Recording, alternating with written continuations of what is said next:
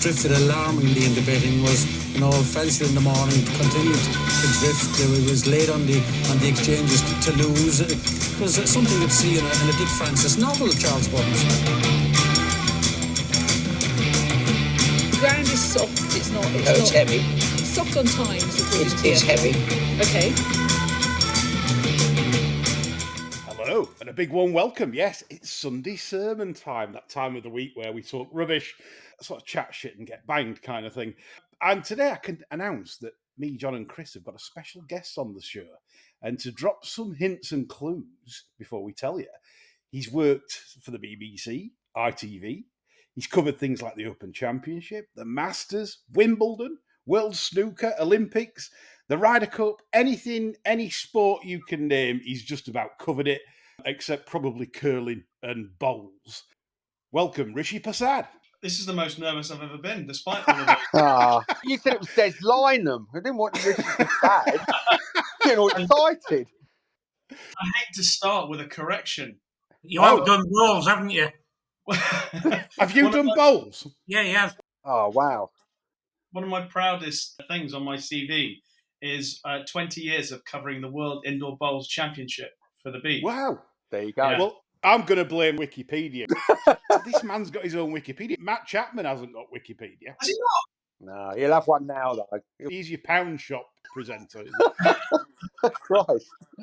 I think you must be the first guest that's been on this show Yeah. with a Wikipedia page. Well, plenty have been on the news, haven't they? But no one's got That's about Indeed. it. Right, it's a very busy show, and without further ado, I think we need to get on with it to crack on within a reasonable time limit. So, let's look at recent events this week, and of course, it was Aintree.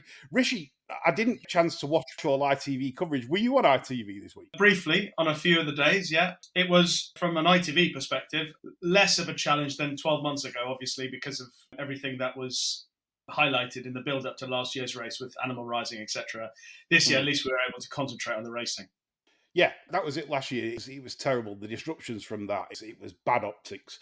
I'll come to you first, Rishi. How do you think this meeting's gone as a whole? Do you feel pleased at how it's gone? What's your rating in terms of from 1 to 10 on how it's gone this week? So you've got to be honest on all these podcasts, haven't you? You can't hide everything and with the correct angle. So I really enjoyed a lot of the racing. Yeah. I really enjoyed seeing good horses run, which is what I enjoy anyway whenever we go to any of these big meetings. But I do understand when people talk about the changing nature of the Grand National itself, I do appreciate it has changed enormously. And watching the race yesterday, it was a very good race. It was a very enjoyable race, but there is something different about the race. So overall, excellent 3 days, lots of good horses, lots of good racing, but some things changed. And it hasn't quite settled with me, who perhaps a little bit traditionalist. I understand why all the changes have been made to the race, etc. But there is something that's still not quite right. But I understand why the changes were made and why we've got to be careful for the future of the race. Yeah, I agree with most of that, to be honest. It's difficult to come from a standpoint of saying, oh, well, we should go back to the old days. And we know that that's not really possible in terms of how society views the sport these days. And once we've ceded ground in saying, yes, racing has an optics problem with racehorses, unfortunately, meeting their demise on the race course, the luster's all gone from the race. For example, the winner of the Grand National, I Am Maximus, had the inside line. And as we all knew back in the day, the inside line was the brave man's route. That was the route that, well, if you took that, you were in for a hair-raising experience, especially at Beeches. I mean, Beeches Brook obviously is a shadow of the fence it was. Obviously, no fallers there since, 2018, I believe. This is where we're at, I suppose, to continue. So, John, how do you see the future for national racing after this Aintree meeting? Has it changed your opinion that the time span of the sport might be lengthened by this, or it won't change anything? It may take out another 5 years, I think, but I think once you start seeding ground, animal aid and what have you, they'll be all over deaths on courses, and it's not just the national course where we lose horses, unfortunately, is it? I still think we've got a very limited time with national hunt racing in this country. I can see Ireland carrying on a lot longer because they don't seem to cede any ground, really. But Ireland do their sport very well, I feel. Obviously, less meetings, more competitive heats. It's a very competitive sport over there in terms of big owners have gone there. They aren't seeding the ground like we are, for example, as a country, because the data on the stiffness of fences, for example, over the last, I think, 5 or 6 years, the UK now is really dropping year by year in the number of horses that have either fell or unseated their rider at fences. And whereas Ireland, pretty much the same, their fences seem to be a lot stiffer, as if we've sort of secretly removed birch from them. We've not made that public kind of thing. The fences seem softer generally at tracks, although you still maintain, John, that the Mildmay course is still very stiff in its nature. I think it's harder course to get round than the national course. I've always thought it's dead tricky, and I mean, them fences used to be like absolute brick walls on that course. They've definitely made them softer. Yeah. But I think the placing of them as well, that first one down the back's very close to where they straighten up, and they don't really have a chance to go on an even get. That's the one man got killed at, isn't it? Yeah, I think so. I think it's a sod of a course to jump round that. Yeah, it is. I think it's because it's obviously sharp in its nature. With like you said, fences seem to come up quickly, and that can catch horses out. Ludlow was like that, and then they took a fence out at Ludlow to try and stop that, because obviously they didn't half trap at Ludlow, and then they took a fence out back in the day. Going on to ITV coverage then this week as well. Some of you have got in with your thoughts on who you thought the best presenters were, etc., etc. And we got a lot of praise for Ruby Walsh, Adele Mulrennan, Richard Hoyles, the Golf Club Bore, Chris. Yes. My lawyers have asked me to retract that and said that I was in the middle of a mental crisis and wasn't responsible for my actions. But yes. Yeah, there you go. Stringback driving gloves is a hill I'll die on, because he definitely owns a pair. 100%. Yeah, he's the archetypical Austin Allegro driver of the 80s, I think. Scott and Scott V-neck sweater. Yeah, definitely. Brown one, Van den Pla. Beaded seat covers and a packer mat, because the weather can turn just like that. Jesus Christ. Right, so in terms of out of 10 for ITV racing coverage, most of you seem to give it anywhere between a 5 and a 7. So I think it's gone down quite well this week from some of you. What would be the feel of Cheltenham and Aintree as a whole? Rishi, which meeting do you think's gone down better this year, Aintree or Cheltenham? I think without question, Aintree's gone down better. Yeah. The problem with Cheltenham is the fact that all the additional controversy about entrance fees, cost of staying, accommodation, travelling there, the checks on the entrance, the parking and being stuck in the mud, all those things kind of set a pretty uncomfortable tone. The spectre that had over the 4 days of the meeting always meant that at the end of it, there were too many things to look back on to go, that's got to be better next year. Whereas Aintree, there are a lot of things that people are going, let's hope it's at least as good as that next year, but maybe one or two things we can still work on. Whereas I think Cheltenham had a lot to work on from what happened back in March. Yeah, fair comment there. Mr. T's been on, he said... Mr. T? Yeah. I don't think it's him somehow. I ain't getting no plane. 2 seats at the chair in the National means next year 4 inches will be shaved off the chair and it'll be known as the footstool, John. Take 4 inches off, it'll be cancer sunk, won't it? I think so. But anyway, look, we all get it. It's to bring longevity to the sport, and I'm not going to criticise what the BHA are doing on that and Aintree, etc., etc. Before we come on to other subjects, Rishi, you currently doing work with the Jockey Club, I believe, and what are you actually up to there? I became a member of the Jockey Club at the back end of last year, and since then, we've had a series of meetings to talk about certain aspects of the Jockey Club's responsibility across the 15 racecourses. And just simple things like that. You guys have already sort of alluded to what's going on in the sport, is that people are finally, in some respects, waking up to how perhaps stuck in old ways, tradition, perception, all that sort of stuff. And Jockey Club are clearly aware of that and trying to move forward with trying to perhaps change the way people have viewed the Jockey Club over the last few years. In addition to that, they're trying to do more consultation, obviously in the light of what happened at Cheltenham. Even in the build-up to Cheltenham, they were quite aware that it was going to be a bit of a struggle when you look at ticket sales, etc. So hopefully my part is contributing a little bit more. I'd probably say, with all honesty, that I would probably be the poorest person who is a member of the Jockey Club. So I Say, can we join? Can we get some application forms? 'Cause I reckon- The likelihood of us being Jockey Club members ever, Chris, is Why not? What's wrong with me? no. Yeah, all right. You've only got Come an on. hour. Yeah, okay, we'll move on. Yeah. that's it. I mean, the Jockey Club have always been, if we're entirely honest again, you think of the Jockey Club and who you think make up the membership. And like, well, a lot of those people, they don't have the same concerns that the majority of the people who buy tickets and go racing have. Yeah. The same people who would have to go online and book a ticket and go through the whole process of what it's like to book a ticket, travel to a racecourse, spend money on betting, eating, Yeah. watching horses, try and queue up to go to the toilet. Just things like that. Yeah. Genuinely go through that, stuff like that. So hopefully my contribution with them in terms of things that I can offer is just try to give a different perspective on what the experience of being a race goer is like, what the perspective of like having to afford everything that is involved with attending a race day. And I know I'm lucky as well that I don't have to pay to go racing, but I'm a bit more, I think, aware of the challenges that a lot of race goers find today in all the parts, wherever you're going racing, even if it's on a Sunday at Plumpton or a Friday on Gold Cup Day. It is a challenge for a lot of people. In addition to that, the Jockey Club are also trying to maybe look at ways of helping the sport long-term, projects that could perhaps be of interest, whether it's something to do with, say, affordability checks or whether it's something to do with a people strategy, etc. They are looking at how they can contribute to doing better for the sport. Obviously, all that is under the guise of the fact that financially things are very difficult for them as it is for everybody else. With regards to sort of affordability, certainly this is now the biggest headwind that British horse racing faces now is affordability checks, and the recent announcement, of course, Bet365 first into the arena.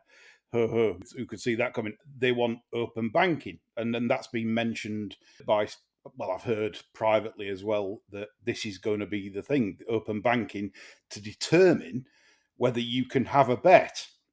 Now, what's your stance, official stance, on intrusive checks? By the way, the politicians will call frictionless. Yeah. Right. What's your official stance, Rishi, on open banking? Totally against any check on what any of us do with our money, how we spend our money. I mean, that's just, in essence, from the very start, when it first came into being, I mean, I said it at the time, and I've said it every chance I've had the opportunity to say it since, that it just does not make any sense whatsoever in trying to tackle, deal, cure, fix, treat problem gambling by introducing affordability checks across the board.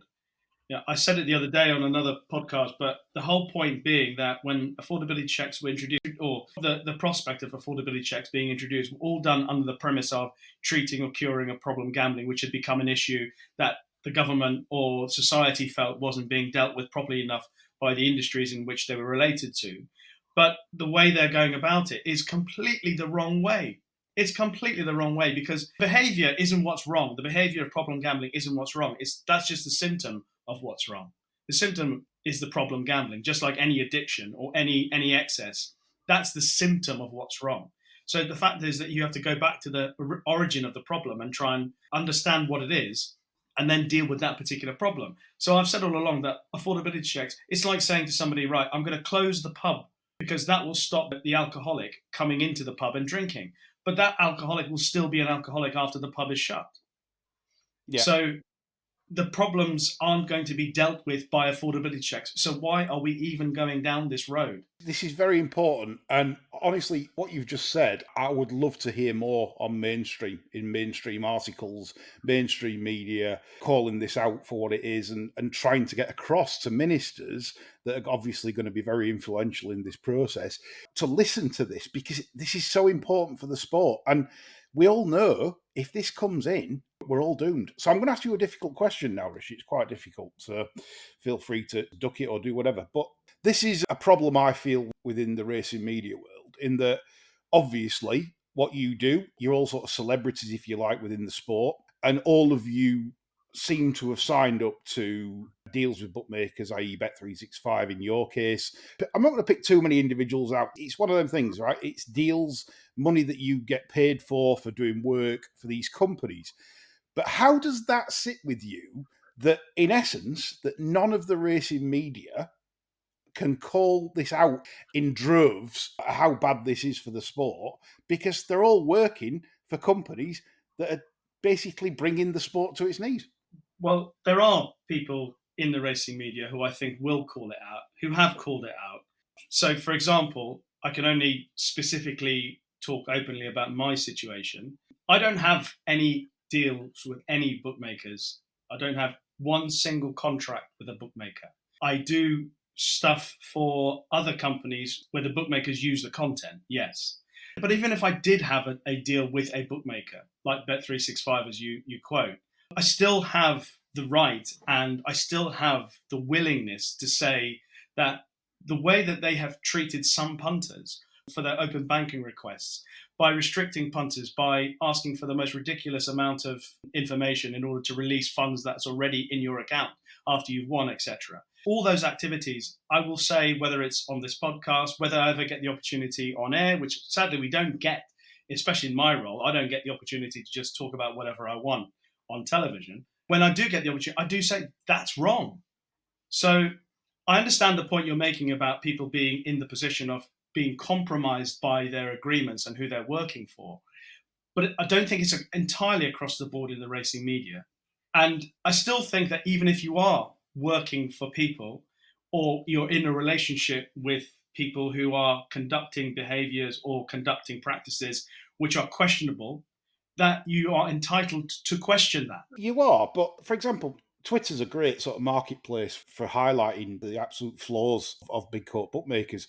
And obviously, if it's a certain entity like it's Flutter, Entain, usually the main sort of media guy that promotes that particular company, I have not seen it on Twitter. I have not seen anyone that a known brand ambassador for that company has come out and said, well, this is wrong publicly. I haven't seen it. I've yet to see it. And whilst I appreciate what you're saying on the show, etc., and I think you're an important voice going forwards, I really do. I think you're respected. Lydia obviously is high rank, Nick Luck, etc., but you're very respected in the game. And I think it's important, rather than anyone that's listening to this podcast maybe listening to this and attacking you. Yeah. It's a case of supporting you to do as much as you can to help the sport. If any other media personalities are listening to this, honestly, if you don't call it out for what it is, trust me, you won't be getting paid in a few years anyway. It's as simple as that. Exactly. The future of the sport is definitely on the line.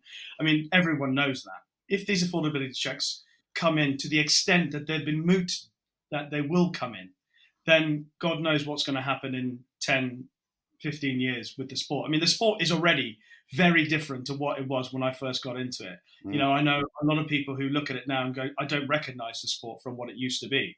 But yeah, the affordability checks, without question, are hanging over our heads as the biggest danger to the sport that we currently face. And I do think that, for example, getting trainers to go in the last few weeks before the petition, etc., all that was great. And, you know, the Racing Post reached out to all the big name trainers and owners to ask them for quotes and stuff like that. Late in the day, yes. But also, I don't think it's not going to have that much effect on what's coming. Those quotes, and that's not going to stop them. So a representation of actually something different for the Gambling Commission to consider, which is what myself and a couple of other people have been working on, perhaps a slightly different angle as to how to deal with the issue of problem gambling, which may then have a result in how the Gambling Commission implement what they are very keen to bring in, then that might actually work to a slightly longer term benefit. It may not halt the incoming affordability checks, but at least it's thinking about the future and maybe trying to soften the blow that's coming our way. And there are people who are willing enough to help. I've had conversations with people in the last few months and weeks who are trying to make an effort. It's very difficult to be too candid as to exactly what's going on, because part of it requires a sort of unified front, because the last thing you want to do is to get a couple of people or a couple of bodies trying to approach the Gambling Commission with alternatives or with suggestions, where it would be much better if we can get a cross-section, a unified cross-section of representatives credible representatives as well. I mean, I think Correct. that's important. So yeah, no, we understand that, and sort of, I think racing has been blighted in the past by well-meaning but lone voices all trying to do slightly different things. And I think, given at this late stage in the game, you need to be together. And if that's going to take a few more weeks, then so be it.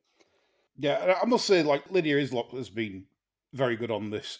Really good. Nick Luck has aired all the concerns on his pod. I know what Nick Luck will probably believe. I think he could be a bit more hard-hitting in terms of what he actually says on the subject.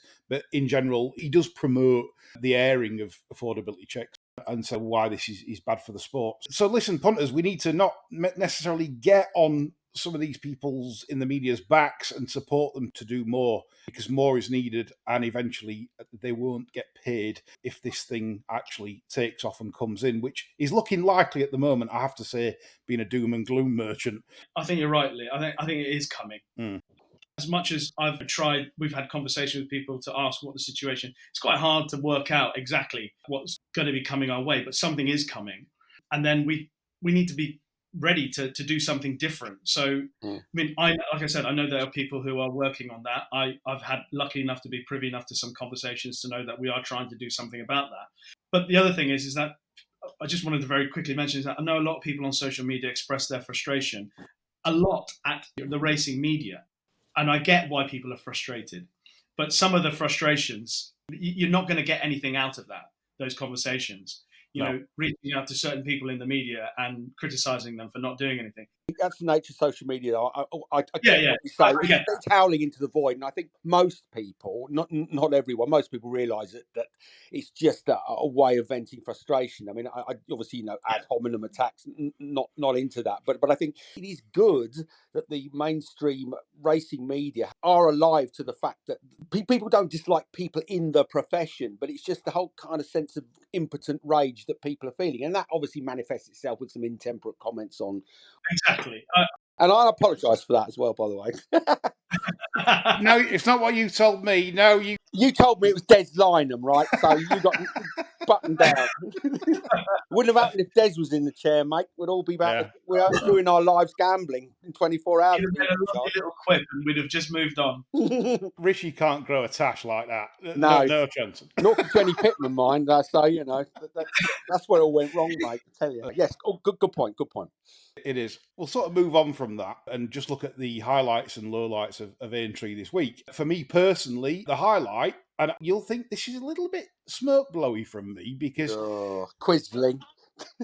No, the highlight was Brownie Frost winning the Red Rum on Sans Brute. I thought this was an outstanding ride. Right, and I've said this before on the show, right? If people want my honest opinion of Brownie Frost, and they'll say, why doesn't she get more rides? My understanding of it is she's fantastic on a front runner, right? Fantastic. Gets them in a great rhythm. Look at Frodon over the years. She's good. Very good.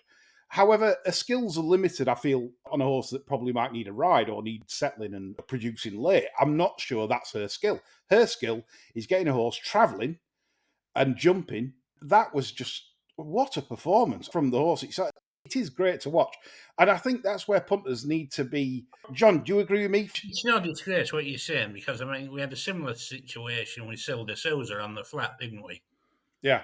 Fantastic gate jockey, gets him out, gets him rolling, not so hot from behind. And when he got the high profile job. Yeah, well, He could get on all right, though, couldn't he? How did he do it? Well, he didn't though, did he? He gets the high profile job, and he didn't last 5 minutes. No, I mean having bets and things, and wasn't he having bets over in Hong Kong? Oh yeah, he got done. Yeah, he got done, didn't he? No affordability check over there, is there? He had no bother getting on, did he? Yeah. Oh, well. Anyway, so back to it. So Brownie was my high point. The low point was the stewarding. This is the ITV low point. The nodding dogs that were agreeing with the steward's decision. No, it's warming up now. Yeah, you might want to leave now, Richie. You've done your bit. It was an absolute disgrace to let Impere pass. Keep that race, in my view. Nose and a short head. Probably the BHA not wanting any more legal recourse. Eilborn on the appeal. Honestly, I just failed to see how that horse was not disqualified. Do you think that? Because I take a completely different view. Really? I do genuinely. I'm not being contrary just for the merry hell of it. But I watched that race and I kind of get what you're saying, but I also get what the stewards are saying. I think the victory was so clear cut. I don't think it affected the result personally, but then I don't know, my living at this game was, so from a sort of an enthusiast perspective, I wasn't as incensed as most of social media about that decision. But unpack it for us, because I don't quite get why people felt that was such an egregious decision. I don't know. Right. I'm usually wrong, so, carry on. Imperi pass for starters impeded Bob Ollinger. This is the annoying thing with stewards. They don't take into account things from like 2 out to 1 out. Definitely cost that ground. And then over the last, then hangs in front of Langadan. People will say, well, it was in front of it, but it wasn't really. Paul Townend was a master at arguing because he was last to speak. And he said no one had to stop riding, which might be a fair point. Are you telling me that, for example, Langadan not having to switch at that late stage didn't cost it the race, got beat like a short head and a nose? I mean, it's ridiculous. You're right. I think it's recency bias. I think that you make the point that they don't tend to, or don't appear to, look at things that happen before the final flight. Do you see what I mean? So if you looked at the running as people like me would look at it and think, well, what ran cosily enough, blah, blah. But I suppose if you wind it back, the cumulative effect of that interference may very well have affected the result. I don't think they explained it that well. From your perspective, they didn't quite articulate the decision as well as they might have done, but you're probably right. Yeah. John, your high and low point from the meeting? High point, I think, everything coming back safe and sound from the National, because amen to if that. they had, God knows where we'd go. The review that the course has after a few months, God alone knows what they'd have been planning to do to the track. The low point, I don't think there was a particularly standout low point. I mean, I'd agree with you regarding the stewarding, and I thought they could have been a bit stiffer with the questioning of the steward when he came out to explain the decision, because he was saying there was no contact at one point when the overhead clearly showed there was. Yeah.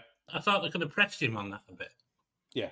But other than that, my views on it. I think the National has been a nightmare for racing in the past 10 years anyway. Yeah. And it wouldn't have bothered me if they'd stopped it 10 years ago. It's like a noose, isn't it? Having to make all these alterations and changes to the start. Basically, what racing always does wrong is trying to appeal to people that don't like racing.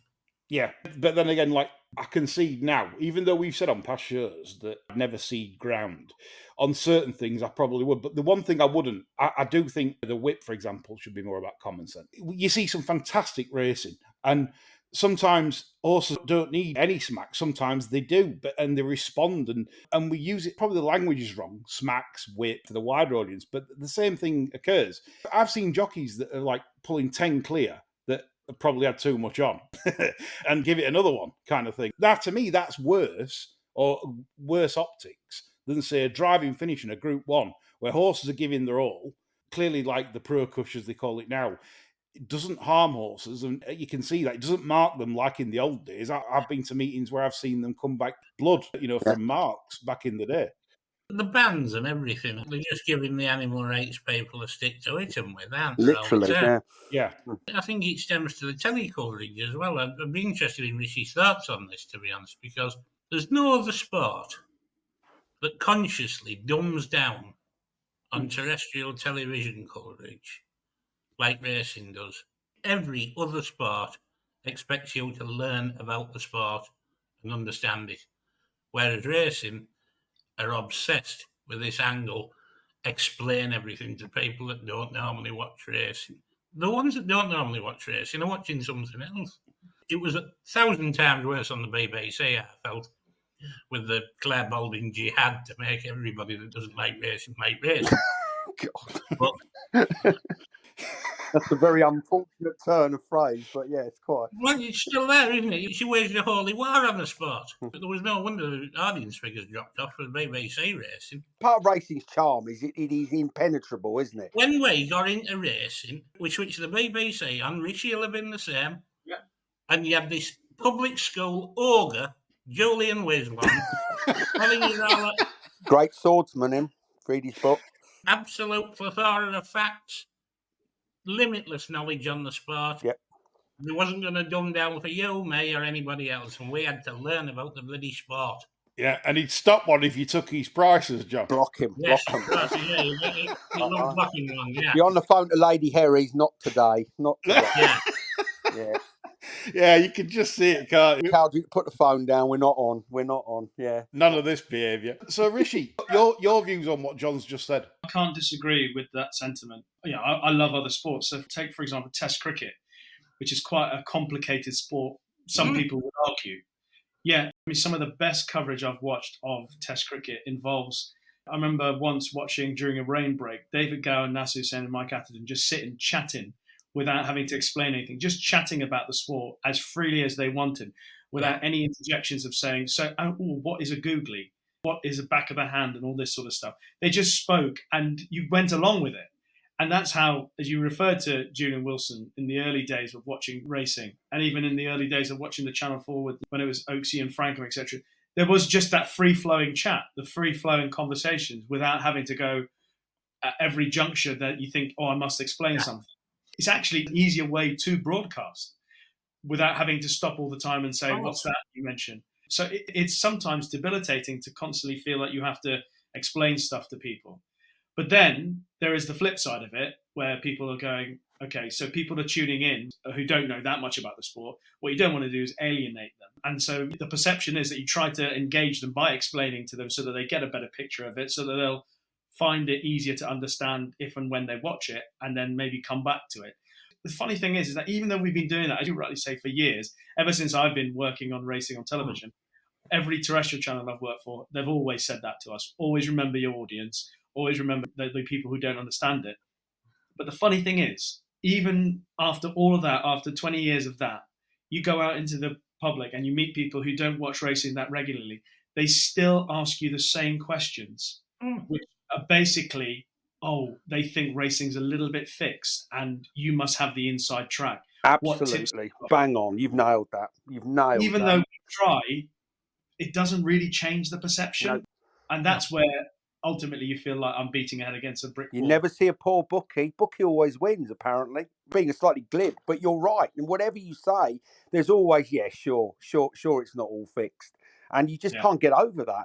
You know, I've got lots of people, friends that just don't follow it. And you tell them and they go, jockeys and trainers all know what's going to win. That's the kind of myth, isn't it? Yeah, and it only takes one incident where, I can't remember the name of that horse. Is it Hilson? Incident like that with Dylan Kitts riding that horse, which is a blatant not off. One incident like that, and then it's in the news, and then people are like, that's what racing's about. Yeah. Any good work that you might be doing with trying to explain stuff, just one incident like that just decimates it, because that's what people think racing is about. Well, it's funny you mentioned that, Rishi, because the producer was walking down to Hillsborough yesterday to watch Sheffield Wednesday not beat Stoke. On a wet Tuesday night in Stoke, Yeah. She overheard a conversation between two people, and one chap was saying to his either partner or friend, and said, Grand National today, we bothering kind of thing. And she said, two horses have died this week. Again, once it appears on mainstream TV, this is really hard mud to shift from normie folks' narrative. And obviously, Rishi, you were making that point there regarding to that. Which is probably why you do have to keep explaining things. And it is hardly, culturally, racing no longer occupies such an important part in people's lives. You wind the clock back 10, 15, 20 years, people would get their bets together, send someone down the betting shop to put, granddad's bet on, mum's bet on, dad's bet on, etc., etc. But people have a much wider range of things on which to spend their money. And the betting shop is no longer the focus of communities as it used to be. I'm not saying it was a kind of a charitable endeavour, but it just was more a part of the heart of the community because more people are into it. But now it's just another sport, isn't it, that you can have a bet on or not. So it's not easy for people in the media to try and cover that lost ground because it isn't that important to lots of people. It really isn't. No. Okay, we move on. Trainer's title, are you bothered? Golf Club's been on. He's one of our famous listeners, and he said, misery guts him, isn't he? He's always moaning, more than me. Much more than me. He said, I'm bothered about the trainer's title. Couldn't think of anything better to end this enthralling national season than the two fat men getting turned over. Obviously, Willie Mullins, £60,000 clearing the British title race, and obviously he's going to send a battalion probably to Sandown. You can probably bet your bottom dollar to claim that glory, if you like. So that probably looks done and dusted, you would think, unless Nicky Henderson can have a say in that in terms of what he can maybe do. Well, if he wins the Whitbread with Statler, I'm getting on the ferry. I'm going to go on Indeed. In the news this week, we had Richard Keys and Andy Gray moment with Tony McCoy and Barry Geraghty, that some leaked footage from the RMG group, and they were sort of slagging off a horse. They'd done no research on the race. I think they asked the cameraman for a bet. And it didn't go down well in social media terms, and including the big Twitter account Icy. RMG group managed to instill their lawyers wigging, telling him to take the tweet down as it's copyright. So again, we've sort of been here, guys, with legals. Only from the BHA for grossly offensive content, yes. Yeah, I've had another one off an owner that I will keep quiet about. Yeah.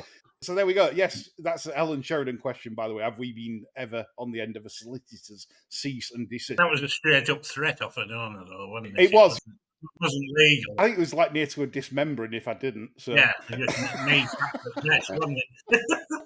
This is it. If you're an edgy podcast, this is what you have to put up with. And then poor old Icy falling foul there of the old legals regarding image rights. Yeah, whatever. But McCoy and Geraghty clearly unhappy that managed to get leaked. I wonder if somebody wanted rid of them for that to get leaked. Do you think, Chris? It's usually that, isn't it? If somebody doesn't like them or they've got things aren't leaked by accident, are they? There is clearly an agenda there, so they've obviously the size of that thing Barry coughed up, I don't think we'll have to wait till long till we shut it in. No, it was very unfortunate, wasn't it? But again, look, as we've said, the optics are terrible. They furnished or sent him a sort of a cease and desist letter. That just doesn't look good, does it? Yes, there's a technical or legal breach, etc. But you wonder who's advising these people. There's a time and a place for it. And the downside of issuing somebody like him with a very, very passionate and a large following, it's counterproductive, isn't it? So, yeah, not a great decision, I didn't think, to send a letter out there.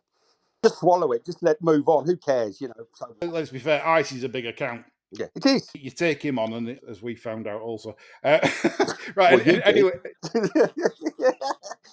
Rishi, you've done years broadcasting. Absolutely years. Did it just fall on you to broadcast? Did the opportunity just arise? Some people set off wanting to be in the world of broadcasting. It wasn't my thing. I was working for a company that did a bit of PR in sport. They did a bit of horse racing. A little bit of cricket as well occasionally. So I was quite enjoying it. And it was actually my boss at that company who was the one who wrote off an application without even me knowing, to be honest, to At the Races when it originally started back in 2002. I'd been away for a short holiday. And when I came back, I think on the Thursday. I rang in the office and said, do I need to come in tomorrow? I mean, I'm here, but I'm supposed to come out on Monday. He said, oh, no, but I'm glad that you've rung because next week you're going to go for a screen test. And I went, what's that for? And he said, At the Races, the new channel's starting up and they want to speak to you. And I was like, I'm presuming they might want to speak to me for like a job on production, to help out researching or whatever as they're now starting. And anyway, they said they wanted to screen test me to be a presenter, which I was a bit shocked by. But it was the Friday before Cheltenham in March 2002, and I went along for the screen test on the Friday, and then they offered me a job then. But I didn't have any expectations of like wanting to broadcast, which I guess is probably made what I've done even more enjoyable because I've never sort of like, I really want to do this, I want to do that. I've just been quite happy to let things happen. And there's no career path, is there, to getting in front of the camera? No lesser name than Greg Wallace of MasterChef was quizzed on this. He said, there's no way, there's no route to getting in front of the camera. It happens because you meet somebody or think you'll be pretty good, but you can't sort of necessarily chart your way in front of the camera. Most people, I think, have sort of found themselves there by happy chance. Look at the makeup of people who got good marks from the emails and messages on ITV. If you think of how Ruby got into it, obviously he was an ex-jockey, so that's one way. Look at someone like Adele, who obviously she's married to a jockey, but she's working on a race course with no desire to be on television. When in the box, MC at Redcar, wasn't she?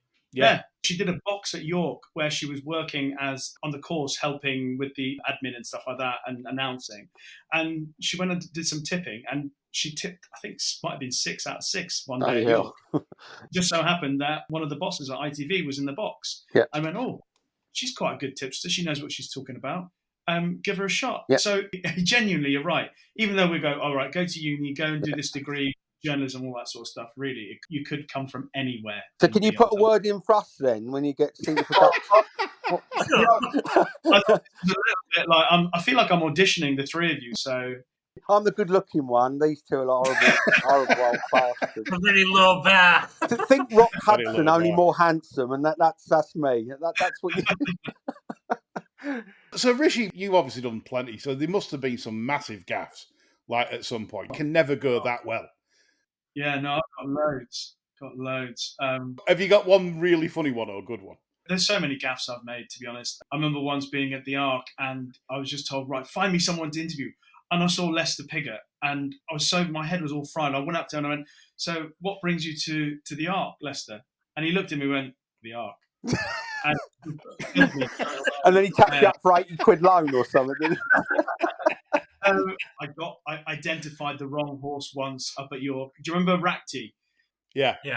Who was obviously quite a headstrong individual. Royal Ascot at York, and I was told before the Prince of Wales's that you need to keep an eye on Racti. He's going to be boxed over the Knavesmire from the stables, and I was in position for when he was being boxed over, and the horses were going down for the St James's Palace in the race before. So I was over the side of the course where the box was pulling up. I called my producer on talkback and I said, "Oh, Racti's going to be here any second now." He goes, "Right, we'll come to you live so you can see him coming off the box."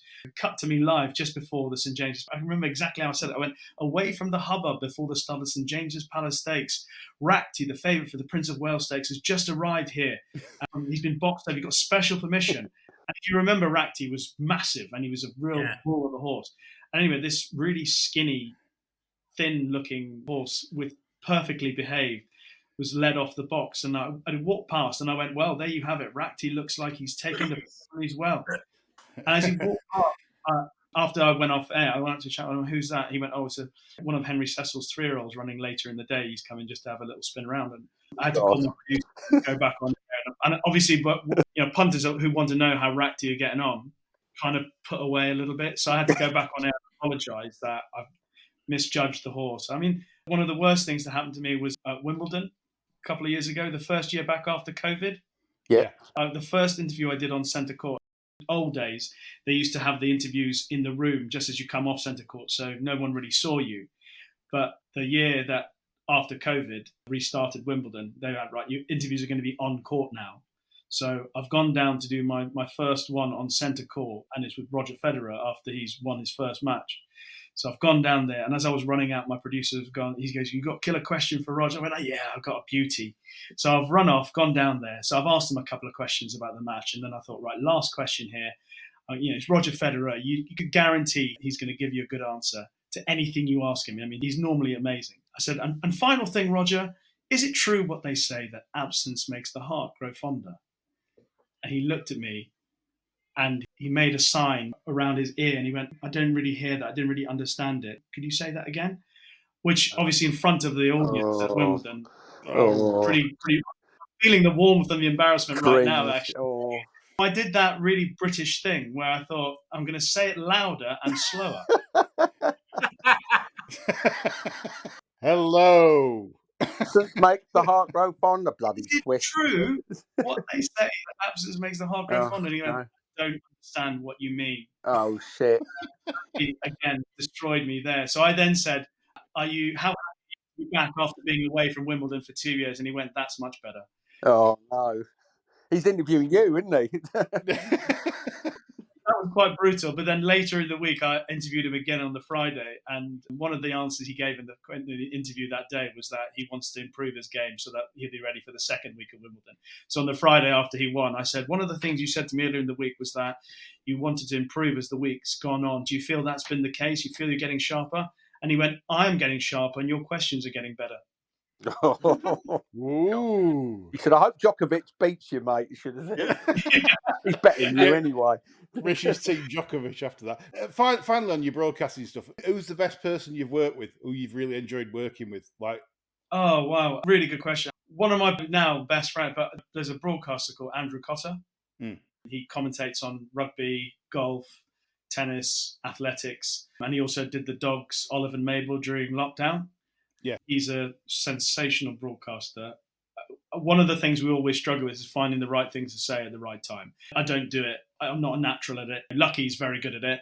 Andrew Cotter is another one. He's sensational at finding the right things to say at the right time. And as a person who does it, I look to people and go, I can't do that. I'm not as good as that. And he would be probably one of the best. I mean, I've been very lucky to work with Sue Barker and Claire and people like that. They're amazing. They're really skilled at what they do. But then there are some who are with the skill of being able to find the right words at the right time almost every time. Yeah, I always fondly remember Peter Ellis as a golf commentator. He was superb, but the best one he ever did was when, I think it was Zach Johnson, older putt. He improved his standing by a few $100,000 by holding this putt. And he said, oh, and there's Mrs. Zach Johnson. Stood there, cheering happily. She might get a new kitchen. Superb. And that was the end of Peter Ellis. So, yeah. That was in 2015. That was the last time the BBC broadcast the Open. I was there listening to it at the time, and I went, wow. Yeah. Peter wasn't one for a lot of prep in the latter end of his career. Didn't know as many of the players from international. And he was once commentating on Tongchai JD at the Open, and he went, "There's Tongchai JD from a land far, far away." But he could get away with it, couldn't he? Because exactly. He made it sound exotic. Lovely, yeah. Days of pro celebrity golf coming back. Terry Wogan. I remember that 30-foot putt he sunk Terry Wogan in that. Yeah. Yeah, that was superb television. That was. Before we come on to some funnies, just one final story regarding Ben Pauling, Norton Golf Club story. Rishi, are you a member at Norton Golf Club? No, I wouldn't want to be now. He owns the gaff. What are you on about? He's not a member. Chris, he's done what you do, right? He's doubt that. Promised the members the earth. Right? The story is he's bought the golf club. Obviously, they were struggling or needed some cash injection. He trains his horses on the land. Yes. Blah, blah, blah. And all of a sudden, he started off quite well. He put an investment into things, and all of a sudden, the investment stopped. And he wanted to turn it down to 9 holes. It's something you would do. It's capitalism, baby. That's how it rolls, honestly. And the members are obviously pissed off. And I just wonder if the Megsons were members or something, because they've removed horses with Ben Pauling just this week. A rather strange decision also, given that they've gone to John Joe O'Neill. Bit of a downgrade that at the moment. Old John Joe's struggling for form. Like Dunlop as well. Really? Yeah. Jesus Christ, what is up with these people? Send them all to Michael Wigham and be done with it, I'll tell you. That Teller the name, that's going to run on the flat. Yeah, Paul Turner spends $470 million a year.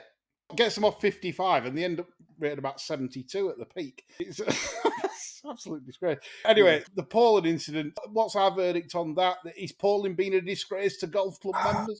I don't know the background. I mean, as it's been presented, it does seem pretty rotten. But look, I found in life, there's always two sides to every story. So I'm not quite sure what the story is there. Before we come on to the final funny, which is a great question from Samuel the Cat, as always, and now a resident questioner on the show. Kevin Duffy points out about how about compromise, allow gambling advertising, of course, but force them, like you have to do with certain things, to disclose that winning accounts are not tolerated. I think they should. If that's the policy where they ban winners, again, this is where you've got lack of regulation from the regulator. It's like false advertising. It's like saying, oh, well, come and join this financial institution and we'll make you X pounds or whatever, but not disclosing the risk you might lose. They make them disclose that this is an investment you could lose. That's the sort of thing the Gambling Commission should be all over, though, isn't it? It should be, because then advertising it's saying, oh, look, winning accounts aren't tolerated. Simple as. That's fine if you don't want winning accounts, but at least tell people that, which I think they're doing a good enough job anyway. Right, the funny question to finish the show. I want Rishi to maybe chip in with a name or two here. You're in charge of racing's new reality show, Big Brother, where horse racing people get put in a house for 21 days. Who would be the ace castmates? This could be from disgraced people to people currently in the industry. Who would we get on? I'll kick us off with a few names, if I'll give you quite a few who I'd have in. So Patrick Kinghorn, Dave Compton, Compo, Gary Selby, Ben Keith, Jeff Banks, Mick Easterby, Claire Haven Slim 30, Kathy Gannon, Leona Mayer, Lydia, Alice Haynes, Gay Kellaway and Josie Gordon. What's that like for a lineup? You've got everything there. Come on, Chris, would we watch that show? Oh, no, that's commercial television. I only watch BBC. I was only Swap Shop. Never seen Tiz Was, only Swap Shop. So that's a fair old lineup. I'd chuck in sort of Rod Simpson. He was always good for a laugh. Yeah, I think it was a bit of fun. I think I'd stick him in. Look, it's you definitely got to have an Easterby in there, haven't you? Really. Give me a couple of minutes to go round. I'll pick a couple out because it's kind of blindsided me. Discussing mine, the ladies like Alice Ainsley's feisty, Lydia's knowledgeable, Mick Easterby's, John loves him. Yeah. It'd end up selling them some. All on a 55 rated handicapper at the end of it. Yeah. Ben Keith and Jeff Banks hate each other. Gary Selby's the most sarcastic TV pundit I've ever seen. He's hilarious. In the old days, Dave Compton at the races. Patrick Kinghorn, obviously, for a bit of liveliness. Can you resurrect your career, Patrick? He likes a scrap as well, doesn't he? Yeah, he loves a scrap. Kathy Gannon, she won't leave anything out. Slim 30 because he's an expert at tipping point. I think Gay Kellaway to sort them all out. I think, it'd be tremendous TV. And want to chuck Tony Cascarino in as well. That'd be fun. Yes. Oh, yeah. Oh, Big Tony. Absolutely. That'd be amazing. What TV that'd be. John? I'd definitely have Ben Pauling and the chairman of Norton Downs Golf Course. I'd maybe also have Kevin Stott and Kia Jibby Jobby Jappy in. Oh, my. Yeah, I think that's how you pronounce it. For a bit of a sort out. Yeah. I'd maybe swap Spitting Mick for Nasty Jim. Oh, yeah. I'd get Bulger on everybody's tits, wouldn't it? Yeah. Rishi, which people would you like to see in a racing Big Brother house? From any time, gone or still with us? I'd say still with us. Okay, well, because otherwise I'd love to have seen a Big Brother house or something like that with Barney Curley, Luke Harvey and John McCririck one more time. Yeah, that's it. Yeah. It still remains one of the great things I've ever seen, and I'd love to see it again. I still occasionally watch it. It's quite funny. It's something that you'll never see again, ever. Not to that degree. Well, you hear it every week on our radio, don't you? It was incredible TV. There was a funny one that Tomo did once, and he was... Was there a fee? He was hosting the show on At the Races. Bob Cooper was at the track, and he said, she's lovely, Bob. And Bob replied, it's a man, Derek. Oh, my God. Yeah, I've seen that. Yeah. That was class TV. And what's the thing with Mick Fitz? He's turned into like Mark II. Tomo, he's asking everyone on Twitter to pick his suit for him that he's getting. Yeah. This is Tomo Mark II, and he's turned into Tomo. He's seen the light. He knows he's got limited time left. Pass the torch to Mick Fitz now, I think.